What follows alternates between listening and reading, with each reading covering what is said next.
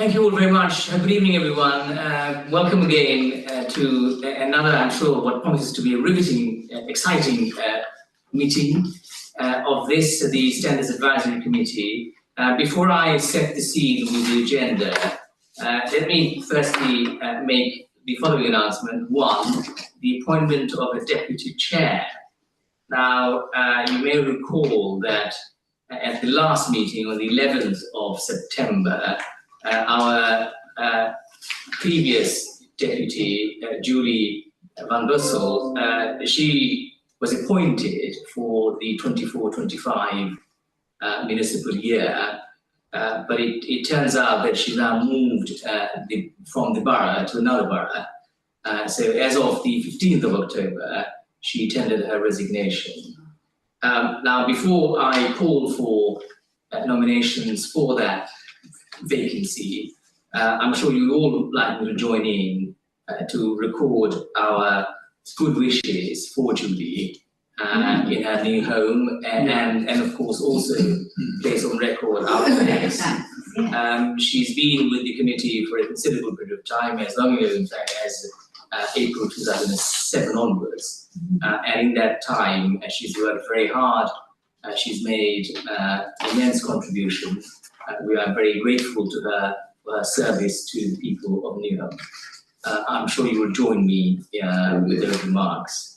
Yes. Thank you very much. Right, in that case, I now call for nominations for the role of Deputy Chair for the 24-25 municipal year. Evening. Well, I don't mind standing for it. Very good. Yeah. Yes, we have Gary Moses. Anyone seconding that? Motion? Yes. Very good. Right. Yes.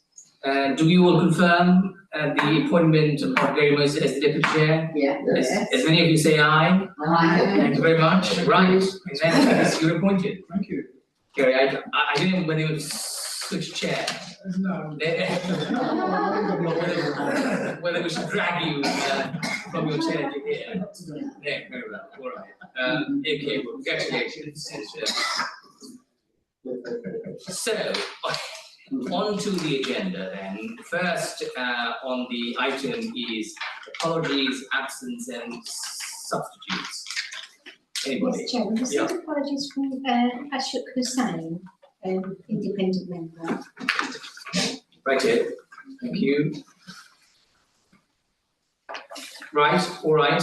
Before I go on to deal with declarations of interest, can we firstly take a moment to welcome to this meeting B.B. Pierce Johnson, who's sitting to my left, who, after a successful interview, was appointed in the role of independent persons.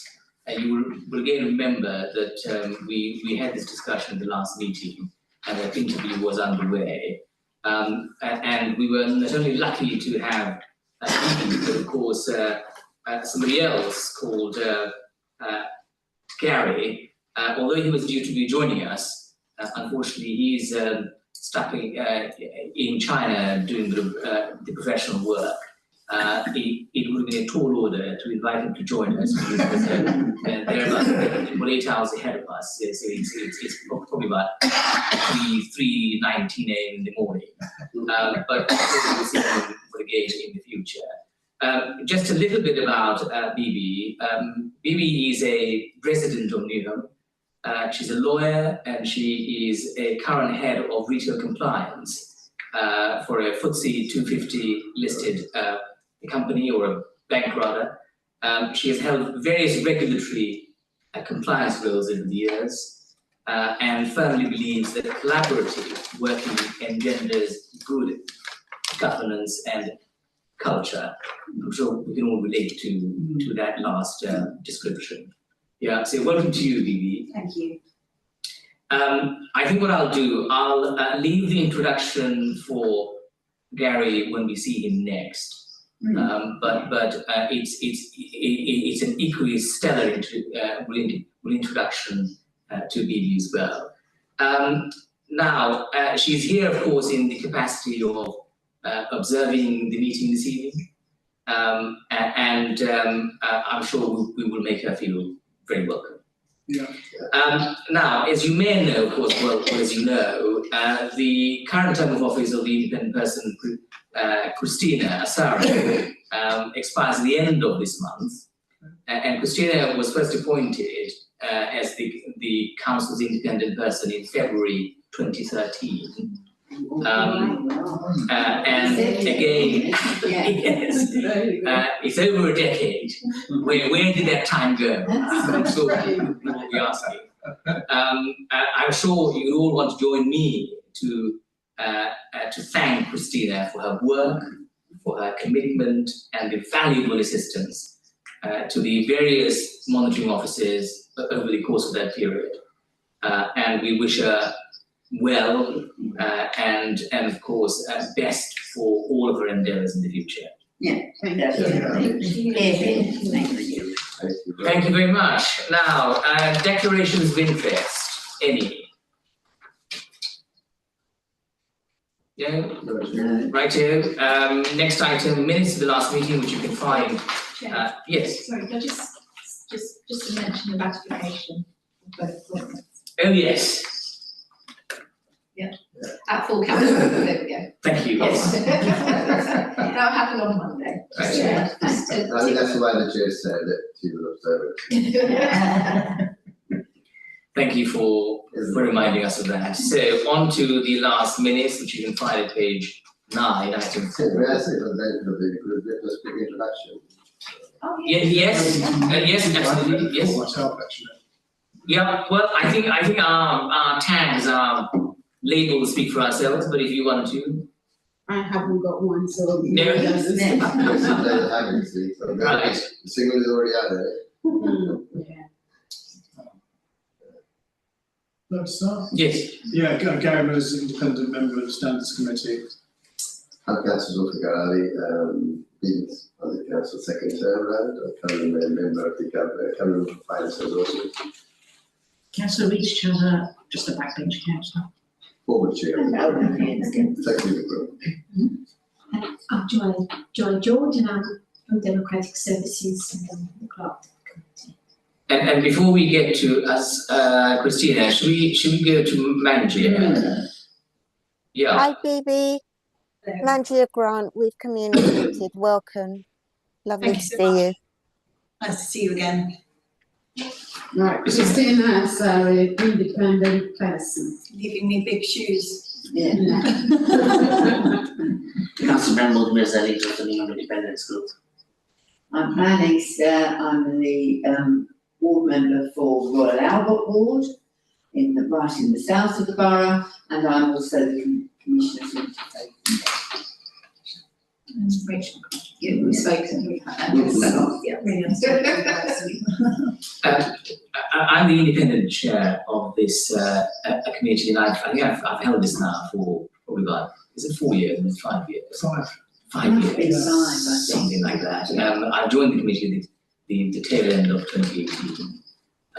There's an awful lot of work to be doing, and I'd like to think that the committee renders a very effective service in circumstances where most other local authorities really have managed to done away with the committee because it was statutorily then required. But I think credit to this particular borough to make sure that they have this, and we treat our work very seriously. So welcome. Thank you. Thanks all for introducing yourselves and for making me feel welcome. Right, shall we finally head to the minutes, which we see at page 9. What I don't propose to do, as you all know, is go to every line by line. I'm just going to go by page. So if you look at page 9, over the page 10, I think there's the action log, which I don't know if they're appended. If they are at page 15, I'll come to it in a moment. But at page 10, 11, 12, 13, any correction from anyone If not, we confirm the contents of the minutes to be accurate. Yes? Yeah. Thank you. Let's very quickly look at page 15, which is the action log. And this is a much welcome document. It's a truncated one, very different to the one that we saw the last meeting, you may recall. And we resolved that we should only have those that are open for action rather than closed. So there it is. They're all open. I don't know whether we need to go through with it all. Well, I think the first one can become closed now, can't it? Which is the recruitment of an independent. Sorry, it's an independent member. Do forgive me. I'm confusing it with the independent person. So that is ongoing.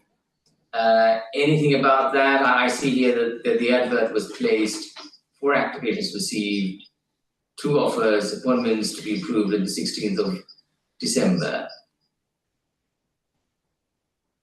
Right, and that's the independent member rather than the independent person. No, that's the persons. It is the person. That's right. That's what I thought it was. Right. So then we can close that the next time, can't we? Yes. Yeah. Remembering the introduction training program. Where are we with this? Chair, can I just point out, it says services were now working with the GLA, I think that should be LGA. Oh, yeah. Oh, Yeah. Fine. So thank you. Right. Is there any update on that? It says ongoing. Chair, several of us have just been to a meeting about it downstairs. Yes. I think it's fair to say, colleagues, that work's continuing. Yes. And we hope to present something in the new year, or the group will be taking it forward in the new year. Right. And I think in keeping with our discussion previously, that this should form part of our work program, shouldn't it? Because we do need to know what's happening to this. So if we can include this as part of our work program, then we can monitor it. Oh, Yeah. Yeah. Do we agree with that? oh, it's important, It is already yes. there, Chair. Yeah. It's already there. It is. Yeah, at the bottom of the page, 1092. Yeah. Member development program update. What would be good, Chair, is to get. Well, it's training program I'm more thinking of. This is development. Is this any different to the training program? Do we know? So, should I just thank you? Yeah, would you? Sorry, I'm bear with me. Yeah, And then Councillor Chadwick's probably got more hot for the press yeah. than me. But what's happened, just to set the scene for the members, is that we've had the LGA have been working with us and with members to devise the training, the members development programme and what should be in it and how it needs to serve members in the right way and all of that good stuff. So that work's been ongoing. Right. We were waiting for a report that kind of summarised all of those findings, and that came just last week actually. So we've got that now. And then, as I understand it, that is going back to the cross-party members working group, who was looking at all of this from a member perspective, and then they will go through it and see, does anything need adding, do they agree with it? And I think some of today's work will then inform. So it's kind of been a bit waiting for today, so that then the meeting then can go ahead with the report, and it makes sense as one cohesive piece. There's been a little bit of a delay whilst that's been happening, so I don't know if Councillor Chadwick's got anything more to add, or. Yeah. I think that's a fair summary. We have had a meeting this morning, we have seen, well, this afternoon, we have seen the report. I think it's fair to say that there is a lot of work that needs to be done, and to your point about whether it's a member training programme or a member development programme, the words that are being used by the LGA, and I think that we agree with, and the cross-party working group felt quite strongly, was that it's a member development programme, but because this is about ongoing development and building for the long term post 2026 as well for new members. Right. Okay. Thank you. That's helpful. Well, in that case, can we change the language then? Member induction and training program. Perhaps we can change that in this description going forward. Yeah. Thank you. ethical framework update. Well, I think that's part of the agenda, isn't it? Yeah. So we can come to that in due course, as is the case with the proposed work programme. Yeah. Ditto code of conduct, complaints, and the framework update itself. The framework update itself. Right. All right. So that deals with I think item 4. Moving swiftly on to item 5, which is our work programme, which we see at page 19. Chair, sorry. Yeah. Can I just go back? I've just noticed, the statement of declarations made at early review and scrutiny, SAC 023, page Yeah. 15. The last item. The last item, declarations made at overview and scrutiny committee not listed. Can we just be absolutely clear, because that makes it sound like the members of overview and scrutiny didn't declare. From memory, the discussion was about the fact that officers hadn't recorded. Yeah, they have been declared, but not recorded. So we are aware of what they are now. So we are in the process of getting them loaded up so that they will appear on the website. Fine. It's just the way it's worded there could be misleading, to suggest that it was our culpability for not declaring. What would you like it to be amended to? Declarations made at overview and scrutiny committee were not listed on the council website, because that's the bit that's missing, isn't it? Yes. Should we amend it to that effect, or words to that effect? Yeah. I think it's a noted declaration made at the proposed committee were not listed on the website. That will clarify it. Because that's what you noted on 316. Yeah. So it. All right. Fine. Thank you. All right. Good. All right. Now the work programme. Any particular observations or comments around the work programme? I mean, look, as I made very clear in the past, this is a fluid document. Anybody who wants to add anything in the course of the meeting, in the intervening period after the meeting, you're very welcome to make those suggestions. And no doubt that can go in. Yeah. Jim, may I just ask, the monitoring officer, you may or may not know this, Rachel, so forgive me. If the LLG consultation on proxy and remote attendance goes ahead, am I right, or if the recommendations go ahead and it is introduced, that's going to mean some changes to standards, isn't it? To the way we operate and also to the way the code of conduct and things like that. Yeah, and that's why I thought it'd be helpful, even though it's just consultation, to just bring it to members today, just say, we've got this going on. These are the proposals up for consultation, because it will, and it's, with consultations, that's the thing.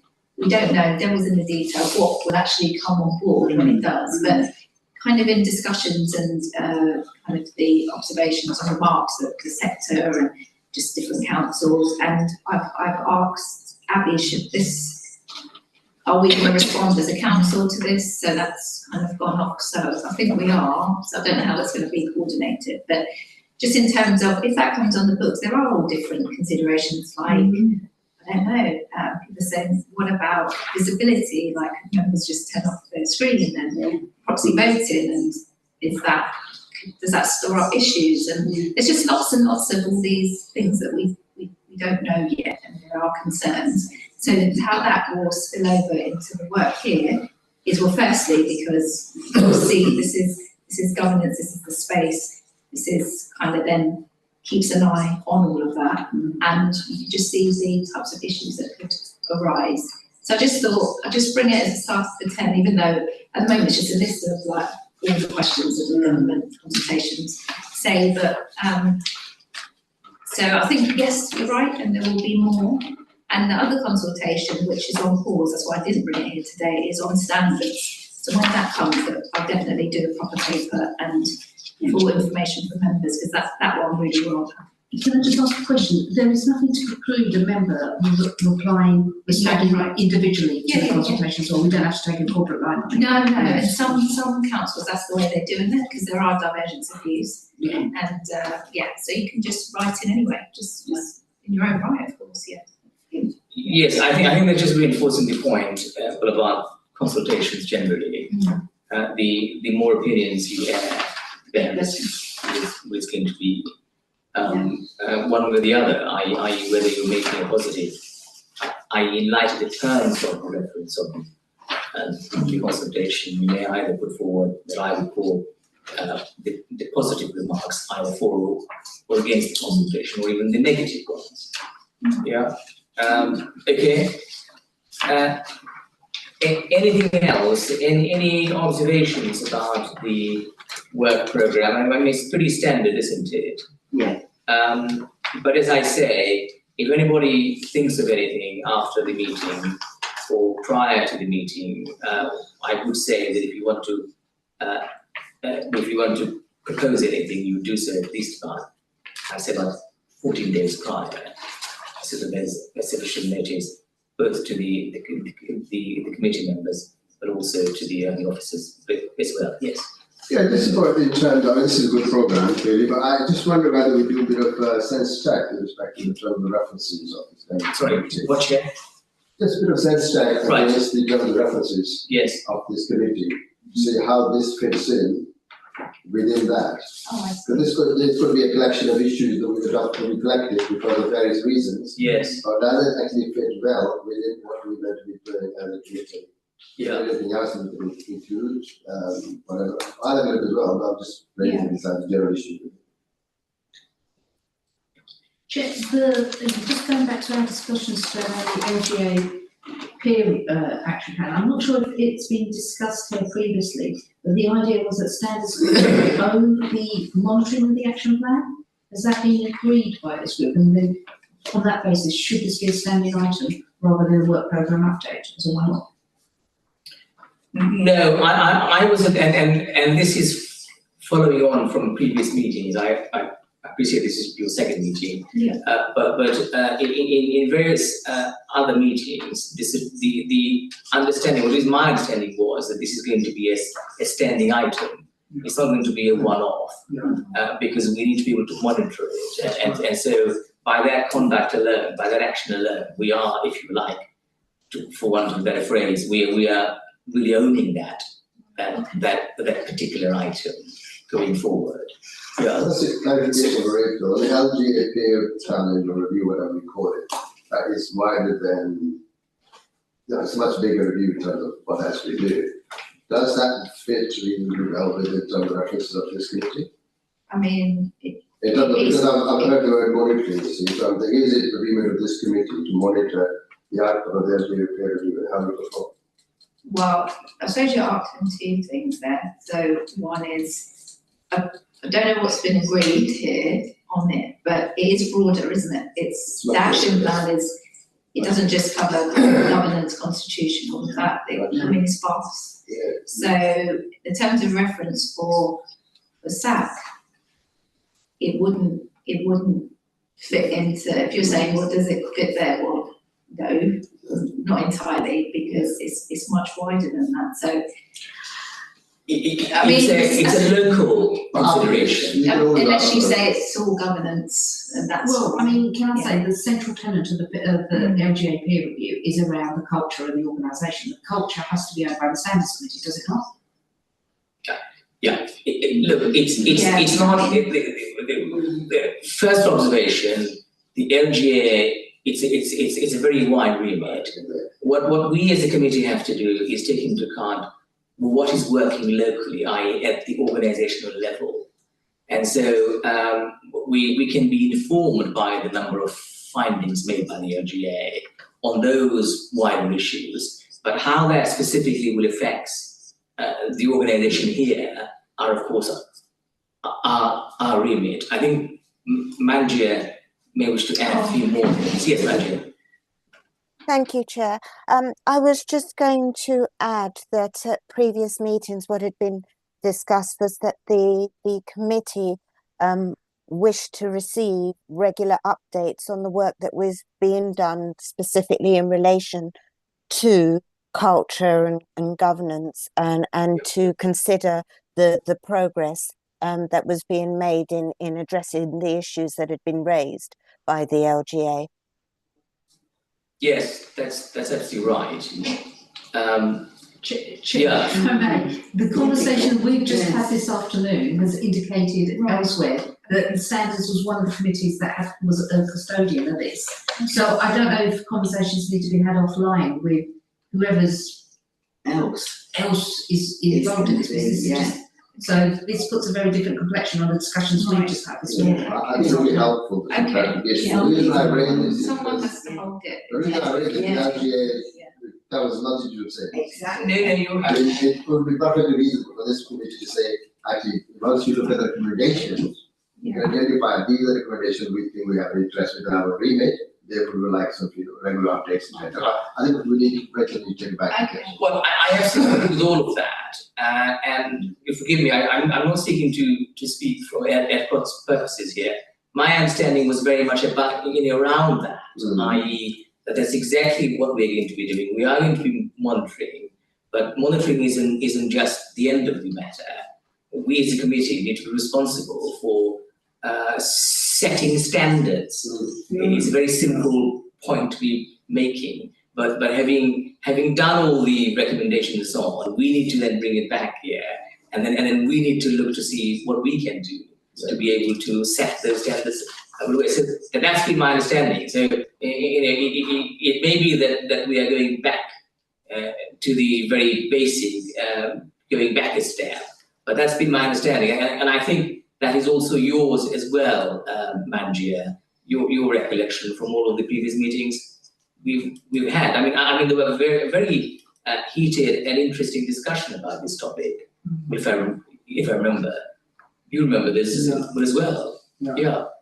So it's maybe worth here then perhaps asking, add this as part of our program to identify key areas within LGPH review which have an interest or fit the limit of this committee, put them on the annual program. Yes, do we agree with that?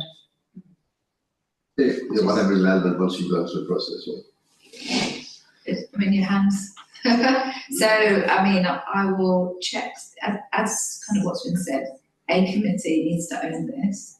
I suppose just when you asked about the remit, I was just thinking, for example, prioritisation on like finance, like how does that sit here? But I will find out, and certainly if that's been agreed and it sounds like that is like the tenor, then it's just to work out how that works. This is kind of offline in terms of that monitoring piece and the whole work programming, which is fine. I'm not saying it's not, I just need to just find out how it's going to work, how it all fits together. I think we need to ask the question whether this is with anybody else, any other committee, or any particular official.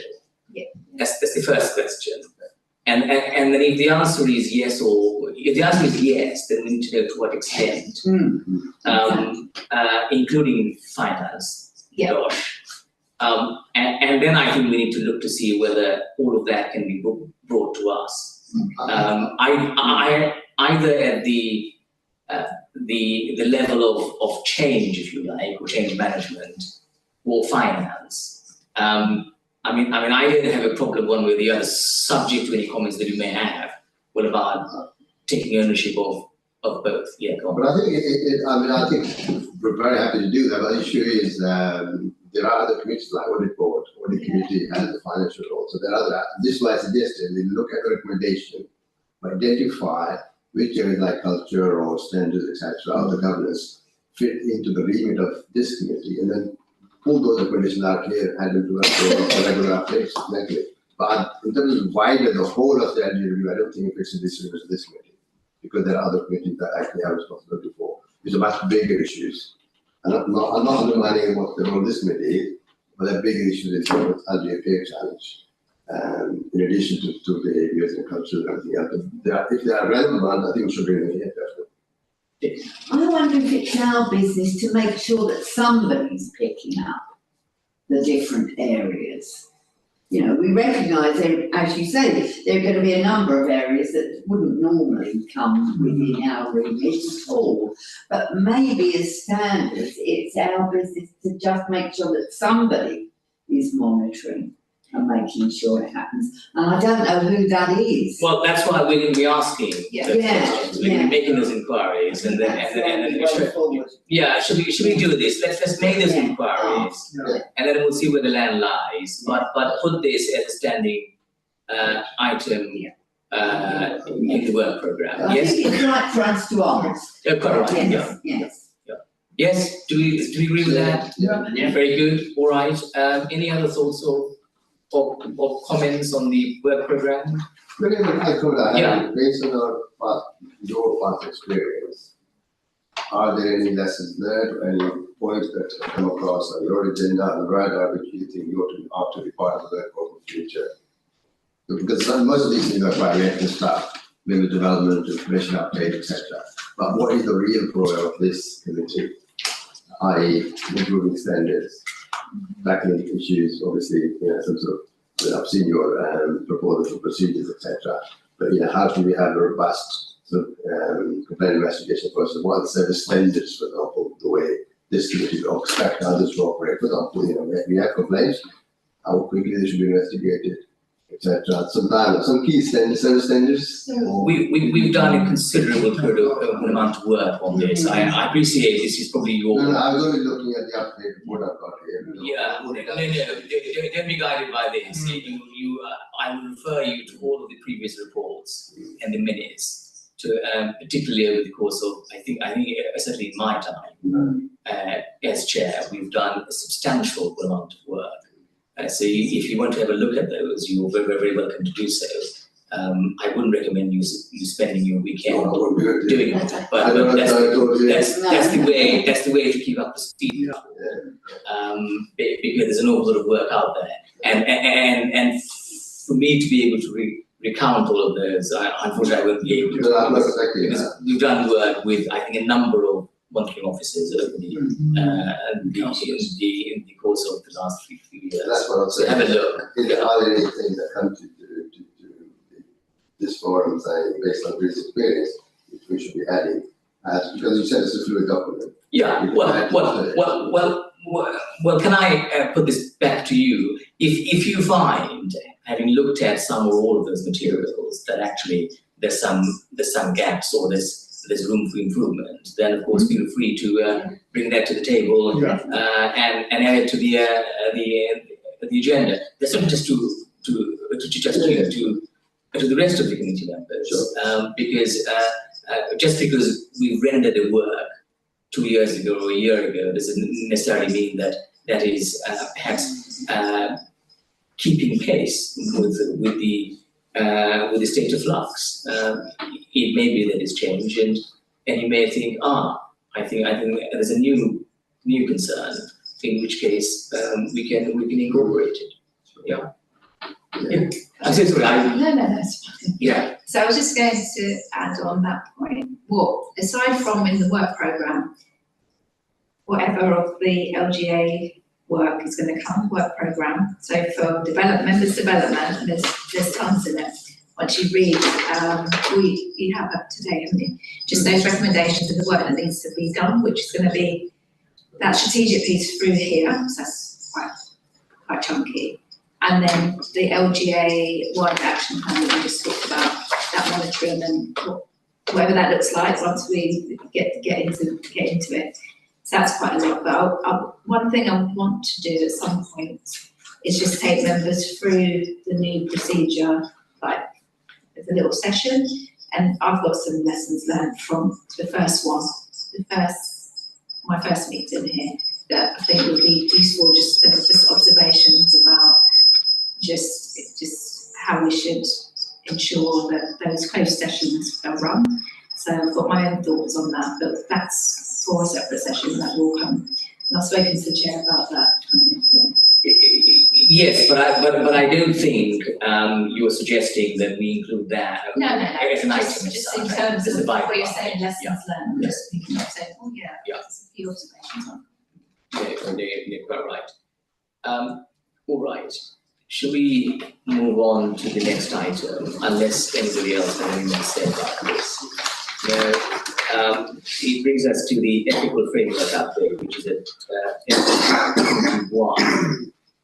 And what we are being asked to do here as a committee, we are asked to note the declarations of interest made at meetings for the period 28th of August 24 to 28th of November 24, declarations of gifts and hospitality declared for the period 28th of August and 2nd of December this year, the new Code of Conduct complaints procedure, and the flow chart for dealing with complaints. And you will see all of that at the end of this item.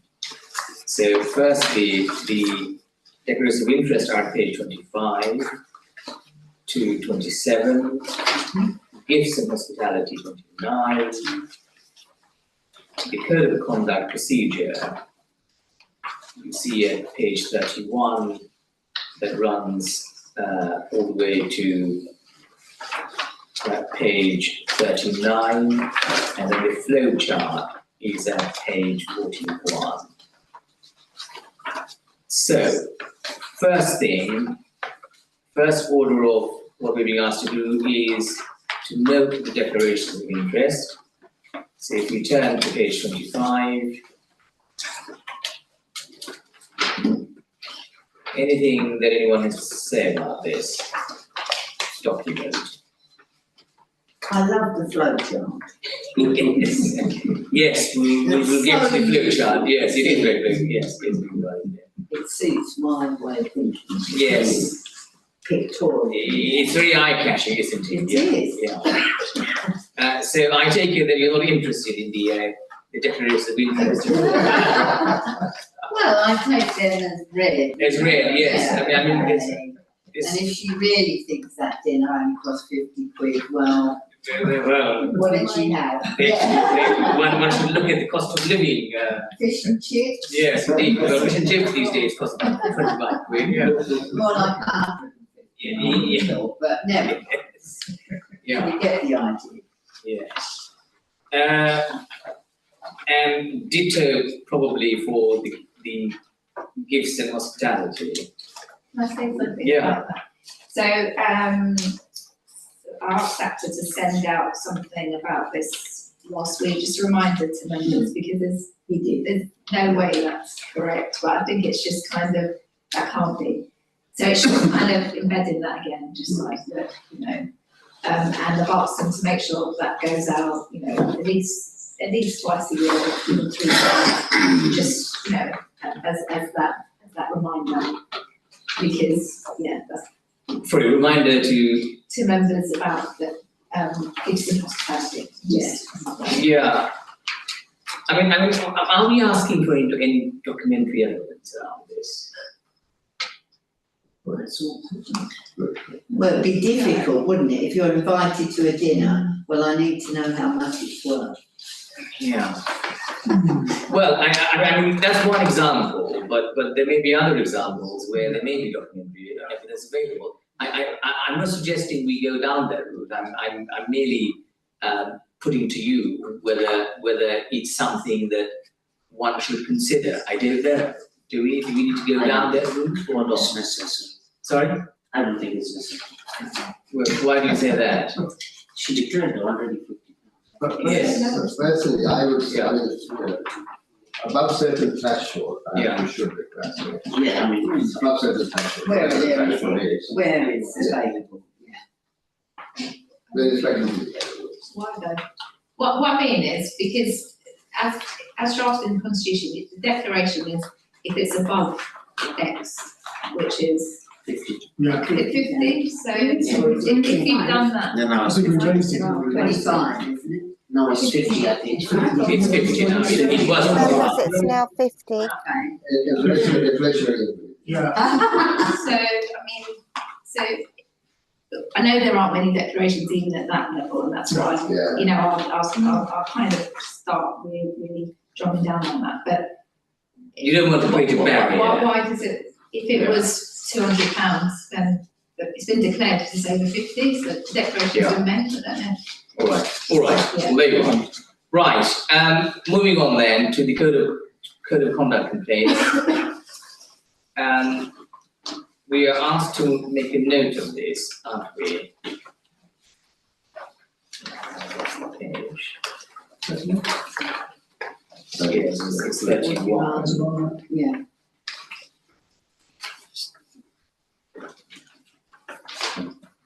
I think it's Any comments? Yeah. Yeah, the point I was trying to make earlier was with regard to service standards as part of the Yeah. process. So if we are possible, we put in saying, we will do X within this time scale, et cetera. And so can we set ourselves some targets to? Yeah. Isn't that part of I'm the not really procedure? having a complaint anyway, but I know it puts more onus on, working up with the team. Yes, sorry, before you do, what do we think? Doesn't it come to the procedure then? In terms of time, you said it's not specific about that timescales. That's what I thought, yeah. Let's see what. So there's the flow chart, the numbers. Page 41. Yeah, so that gives the times. And they are embedded in the actual procedure now, aren't they? Yes, yes. But there didn't used to be any time, you're right, No. that's why I put them in. No, it's So, not. so Yeah. there are times in there now, just to say it, as it does explain, sometimes those times extend because you need to give members more time and all sorts happen in between. But in terms of just, there needs to be something, so there kind of some baseline. So we have done that now, because that was missing, so that I is, think it just needs to be sort of clear in terms of process, really. If it is going to take longer, then the person needs to know that, so they're aware of it, rather than waiting for months and months. As long as you wait evidence or you need to interview people, etc. So. And also if you're waiting for a response. Yeah. And that response needs to be given within X amount of time. If it doesn't come through, yes, then what circumstances you allow further time, if not, you may proceed. Otherwise, there could be reason for people to prolong this unnecessarily, you don't That's know what we what did that. previously. Well, we've had this experience in the past, I'm afraid, with lots of That's the mistakes analysis. going into the, Manjia, yes.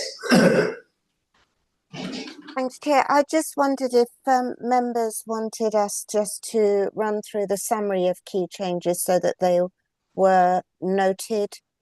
and there's a little note on your. There was a document that was circulated. Yeah, Somebody we see it. I think it would be helpful if we just Yeah. go through with it.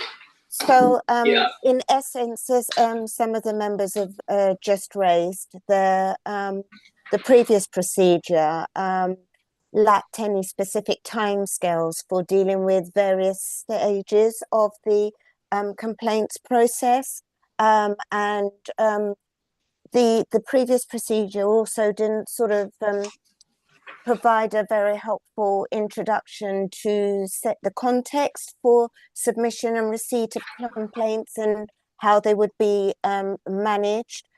So the new procedure does seek to address that.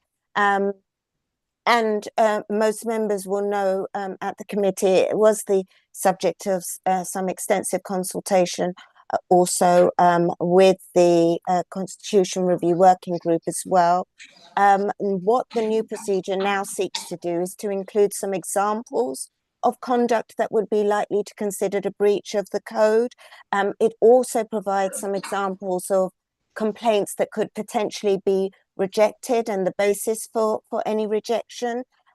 We've mentioned the indicative timescales, and Rachel has pointed out that it does mention in the new procedure that those are the aimed for targets, and if there are exceptional circumstances, it is within the monitoring officer's remit to then consider whether there should be exceptions made and extensions of time permitted if the circumstances are appropriate.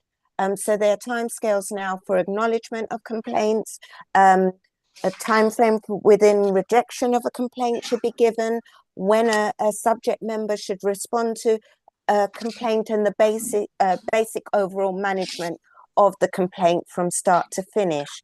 There were also some previous ambiguity in the previous procedure about what decisions would be taken by the monitoring officer and when and in what circumstances. Again, the new procedure seeks to try and address those and give examples of when the monitoring officer would take certain decisions and what those decisions might, for instance, relate to. It also clarifies that at various stages of the procedure, the monitoring officer will take decisions on whether a complaint, for instance, moves forward for investigation and for hearing, and that the monitoring officer will do so in consultation with the independent person.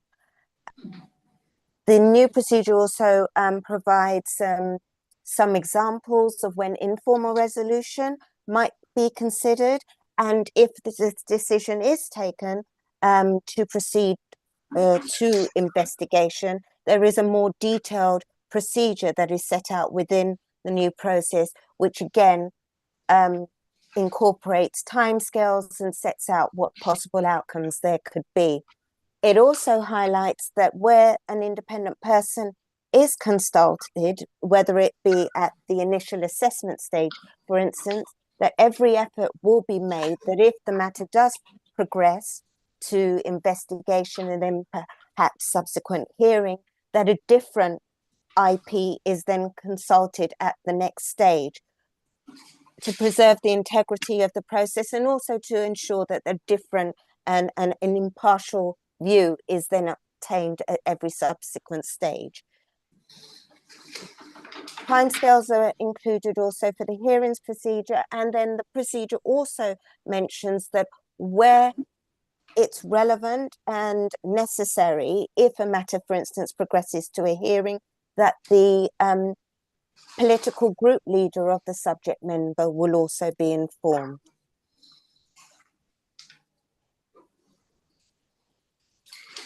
Thank you very much, Manjia. Drawing on from my own experience, over the last few years, we put not an insubstantial amount of work on this, and I remember us going through line for line, striking out some of the parts that we considered were either inappropriate or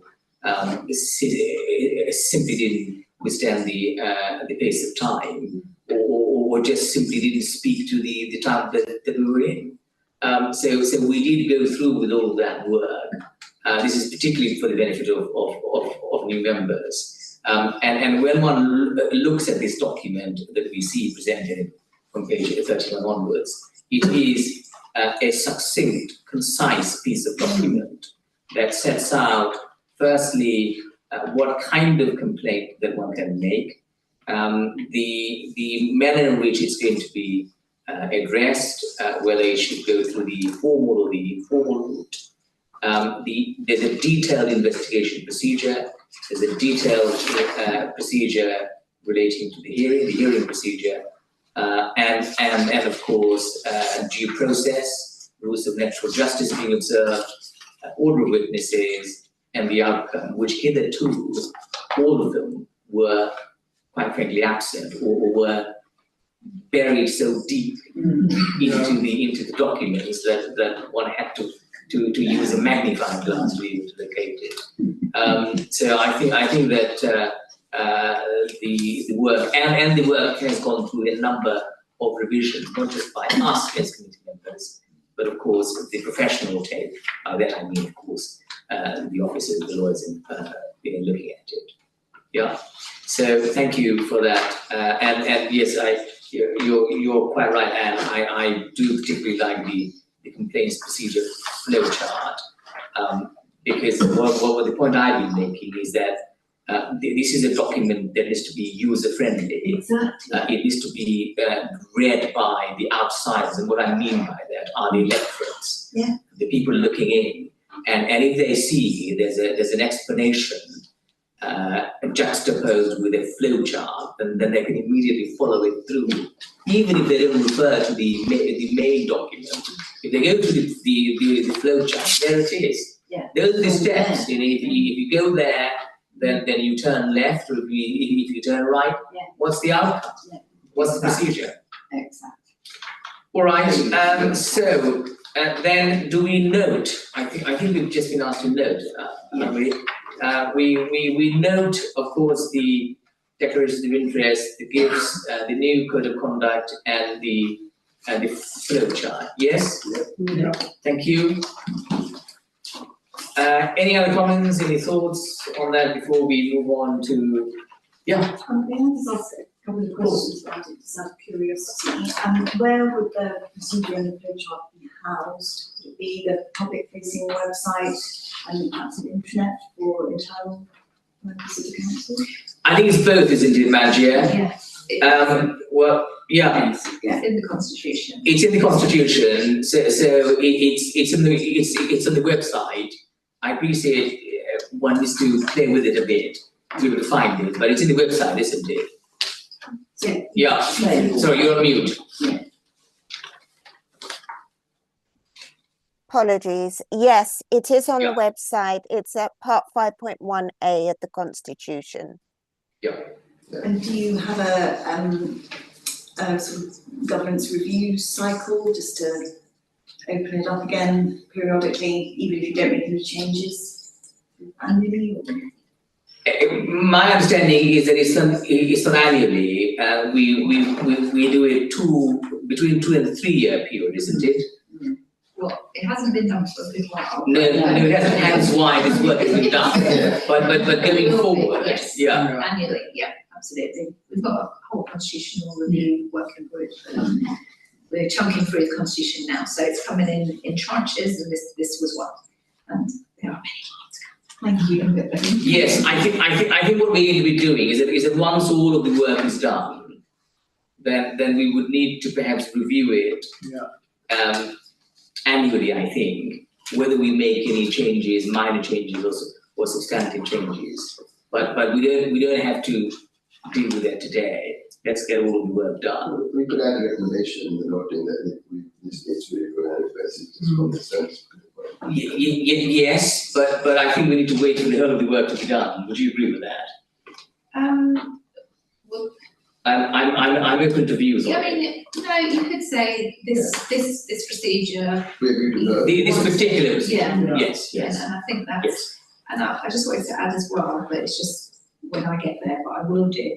There's another guidance that I want to put together that supports this, just for members, because there's lots that members don't know. Like, for example, or they might do, like the independent persons, you can approach them anytime as members for guidance on things. It's like if you're the recipient of a complaint and you've got your own worries, and you're like, who do I talk to about that? I don't know if that's kind of It's not in- so it's these types of things I just want to kind of bring to members' attention that, you know, these lots of things. I agree. And I will do that. I think as you go sort of through the process, things sort of come up, but then we can, I think that's the importance about reviewing it Yes. every year to see what things have come up and what changes. There may not be any changes, but having all policies, things do sort of flare up, don't they, for individuals?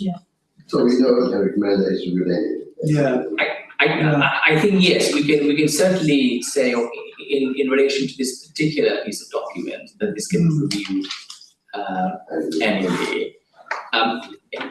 Just dealing with the wider policies. I mean, again, drawing back on previous experience, we have had to look at a number of other main policies, whether it's the harassment policy and the policy detailing a digital policy, how to use your social media and all the rest of it.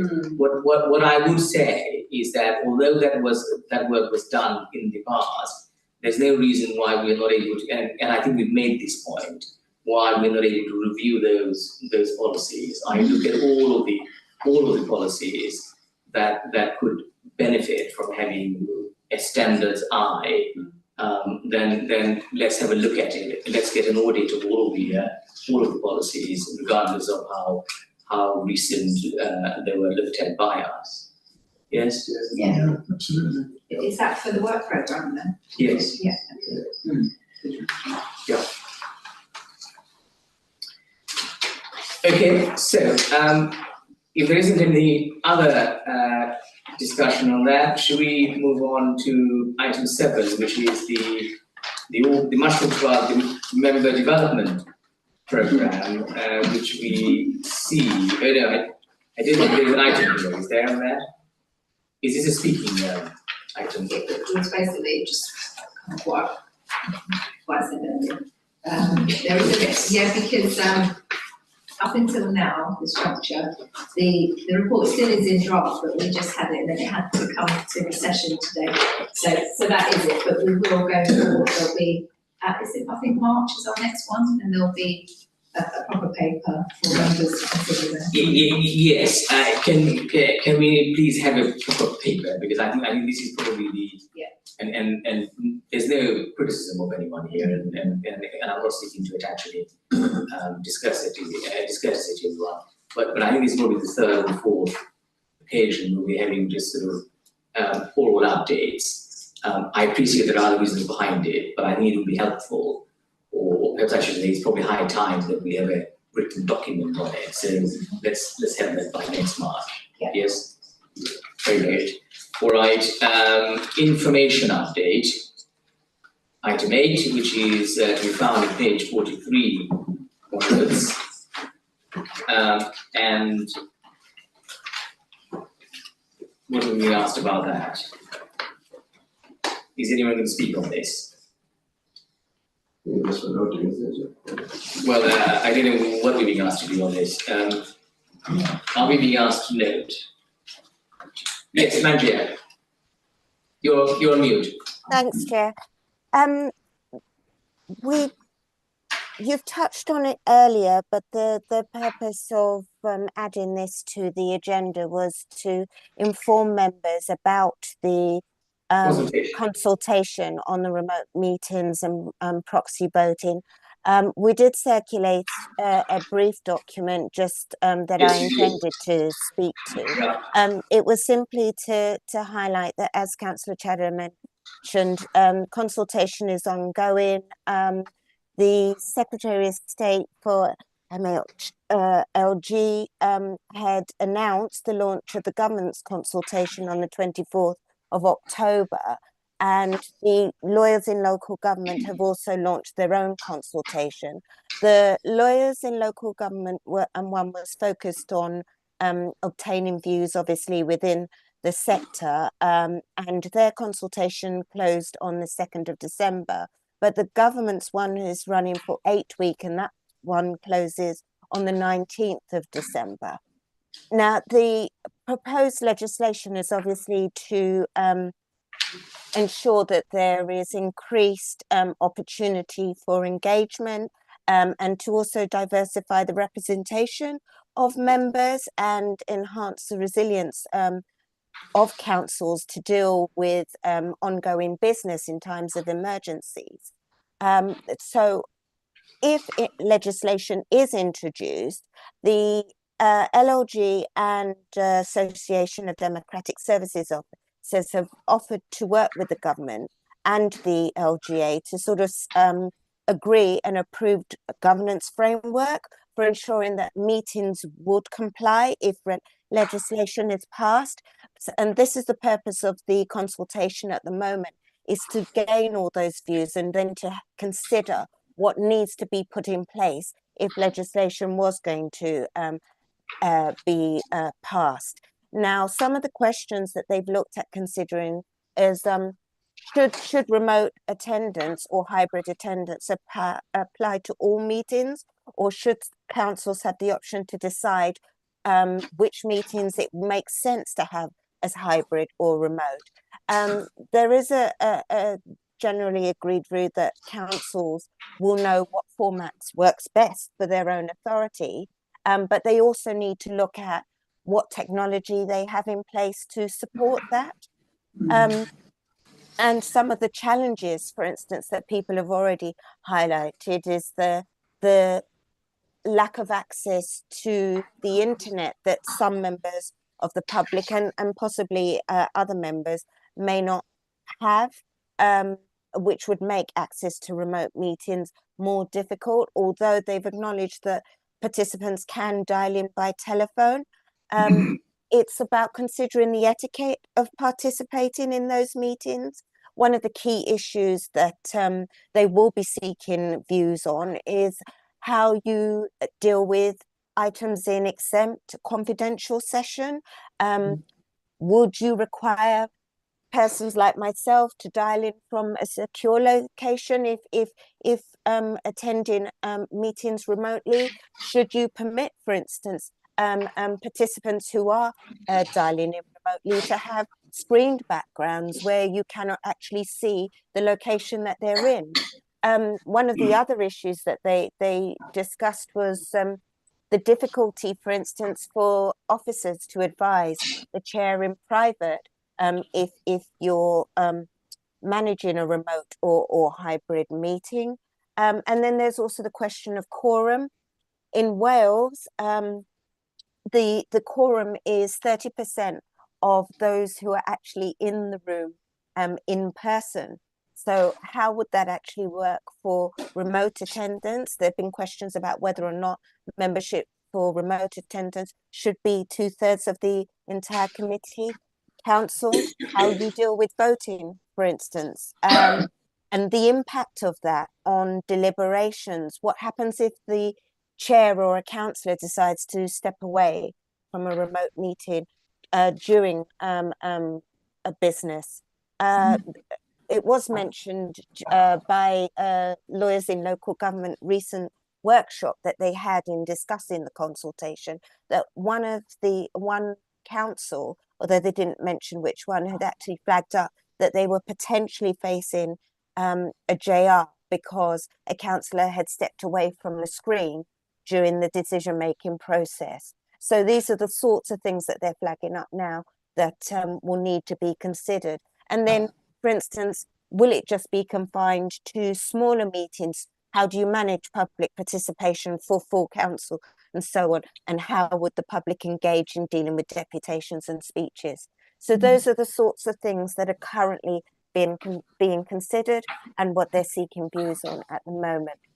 The other issue that was raised. Sorry, Rachel, did you want to come in? No, you can talk about proxies. Yeah.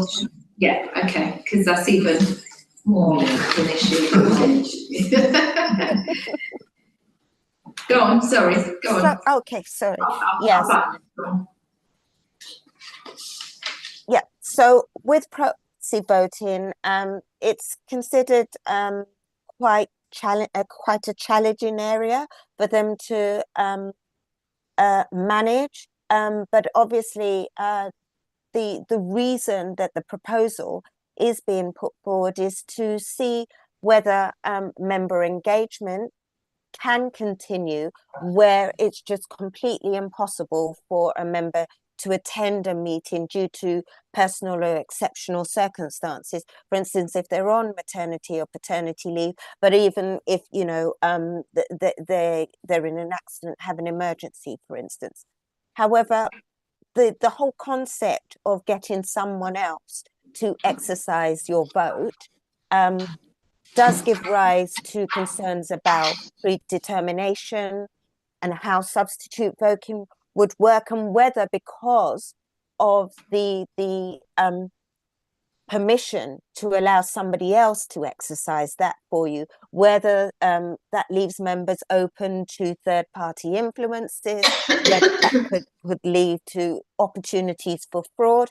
And then there's also the question about how the 6-month rule would also be impacted by that, because currently attendance, as you all know, is in person at a council meeting. And again, at which meetings would proxy voting be more appropriate for? Those are the sorts of things that need to be considered. And what happens if someone casts their vote on behalf of another member inaccurately? That leaves the council open to a number of areas of risk and challenge. And so those are the sorts of issues that are currently being considered.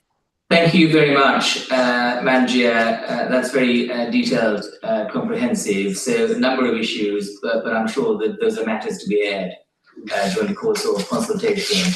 I don't think we are being asked to do anything with it, merely for information, as it says. It's information update, so we've been informed. Yeah. Yes.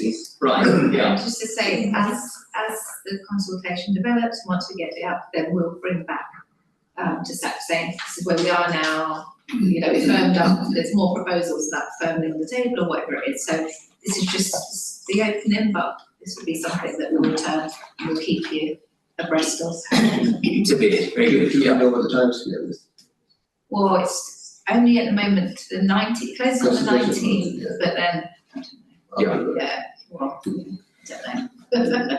Right, thank you very much. I think this is where we close the open meeting and resolve to go into the excluded meeting. So, yeah, So the other document on there that you might not notice there is just for noting, and it's a good read for members of the Code of Practice on Good Governance for local authority statutory officers. I was actually involved in putting this together as well. So it's, you know, piece of for solace, lawyers and local government, and it just sets out kind of how the three statutory officers work. Obviously, this is really important to the work of the committee, so I just put it in there. And as I said at the last meeting, if members find it helpful, I'll continue to just circulate. There's so much that I want to say, oh, should I bring this, should I bring that? So I'll continue to bring, you know, guidance documents and things that are key to the work that you do, this committee. fine, very well. I don't think you're suggesting that you append this as an appendix to every meeting going forward, are you? It's not this one, but there's different kind of guidance documents within standards and within kind of this role out there. You mean as we go forward just bring per them, meeting? yes. Yes, fine, so right. Very well, very good. Okay, so coming to resolve to close the open meeting, those of you who I'm quite sure have been glued to your screen and have found us very exciting, thank you all very much for sticking with us, bearing with us, and we shall see you at the next installment of the meeting. Thank you very much. Can we resolve to go into the excluded meeting? Please say aye. Sorry, Chair. Before you go. So probably we need to say goodbye to Beatty at this point, because, yes, right, okay. So